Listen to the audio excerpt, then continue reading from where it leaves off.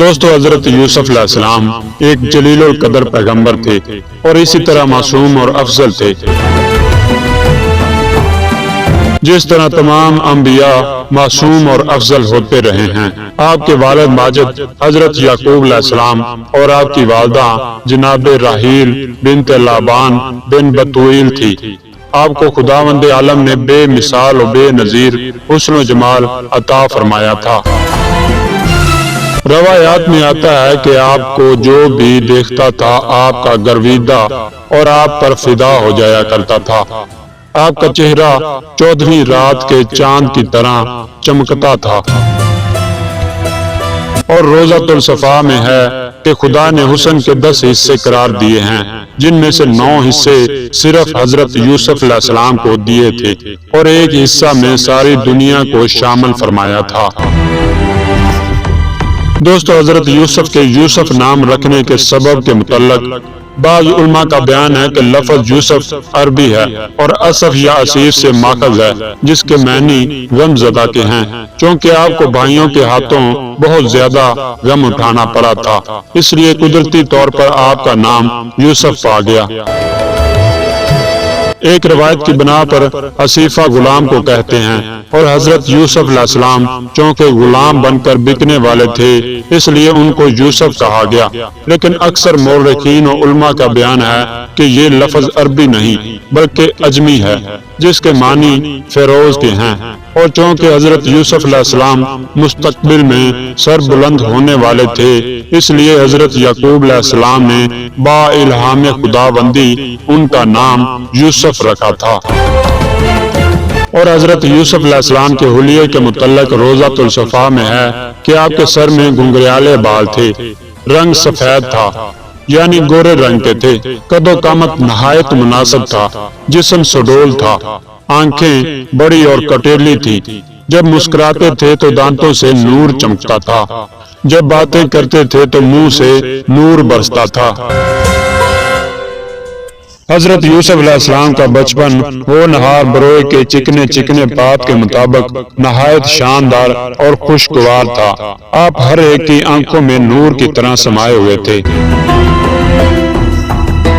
ہر ایک اپنا ہو یا پرایا آپ کو دل و جان سے چاہتا تھا، جس کی نگاہ آپ پر پڑ جاتی تھی وہ چاہے کوئی ہی کیوں نہ ہو، وہ دل و جان سے آپ پر قربان ہونے کو تیار ہو جاتا تھا۔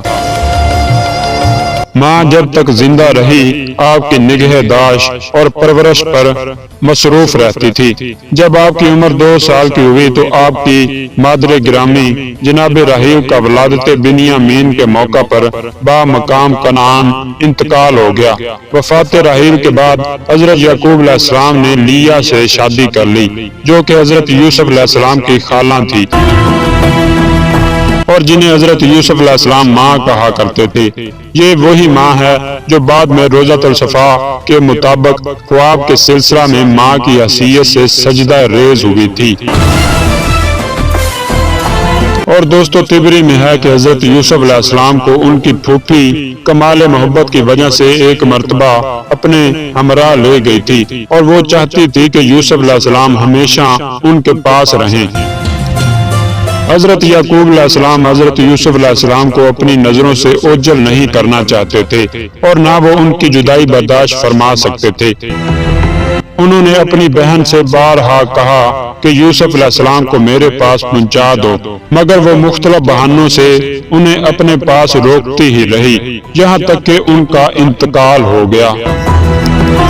ان کے انتقال کے بعد حضرت یعقوب علیہ السلام جناب یوسف علیہ السلام کو اپنے ہمراہ لے آئے اور انہیں اپنے دل و جان کی جگہ رکھتے رہے۔ ان کی پرورش میں شب و روز لگے رہتے تھے، کیونکہ وہ ان میں حسن و جمال کی فراوانی اور نور نبوت کی تابانی دیکھتے تھے۔ حضرت یوسف علیہ السلام کی عمر ابھی 11-12 سال ہی کی ہوئی تھی کہ اسی دوران میں حضرت یعقوب علیہ السلام نے ایک سائل کی طرف سے بے توجہی برتی۔ اس نے کھانا مانگا اور یہ نہ دے سکے۔ اسی رات کو انہوں نے ایک تشویشناک خواب دیکھا جو یوسف علیہ السلام سے متعلق تھا، جس میں بھیڑیے کا تذکرہ تھا۔ اسی دوران میں حضرت یوسف علیہ السلام نے بھی خواب دیکھا جو چاند، سورج اور 11 ستاروں کے سجدہ کرنے سے متعلق تھا۔ بیٹے نے باپ سے خواب کو بیان کیا۔ باپ نے ہدایت کی کہ اس خواب کو اپنے بھائیوں سے نہ بیان کرنا، لیکن یہ خبر ان کے بھائیوں کے کانوں تک پہنچ گئی اور وہ سخت دشمن ہو گئے، کیونکہ وہ سمجھ گئے تھے کہ یوسف، جسے ہمارا باپ خود بہت چاہتا ہے، یقیناً بہت بڑی منزل پر فائز ہوگا۔ ان کی دشمنی نے یہاں تک زور کیا کہ یہ لوگ اب یوسف علیہ السلام کو قتل کر دینے پر آمادہ ہو گئے۔ ایک دن باپ سے کہا کہ یوسف کو ہمارے ہمراہ بھیڑ چرانے کے لیے دے دیجئے۔ یعقوب علیہ السلام نے کہا کہ مجھے ڈر ہے کہ کہیں ایسا نہ ہو کہ تم لوگ بھیڑ چرانے میں مشغول ہو جاؤ اور بھیڑیا میرے بیٹے کو پھاڑ کھائے۔ ان لوگوں نے اطمینان دلانے کی پوری کوشش کی، مگر وہ مطمئن نہ ہو سکے۔ آخرکار کسی نہ کسی صورت اور خوشامد سے ان کو راضی کر لیا اور یوسف علیہ السلام کو اپنے ہمراہ لے جا کر ایک کنویں میں ڈال دیا اور واپس آ کر اپنے باپ سے کہا کہ ہم سے ذرا سی غفلت ہو گئی اور بھیڑیا ہمارے بھائی کو کھا گیا۔ حضرت یعقوب علیہ السلام روئے پیٹے، چیخے چلائے اور اس درجہ روئے کہ آنکھیں سفید ہو گئی اور نور نظر جاتا رہا۔ ادھر باپ روتا پیٹتا رہا اور ادھر یوسف علیہ السلام کنویں میں پڑے رہے۔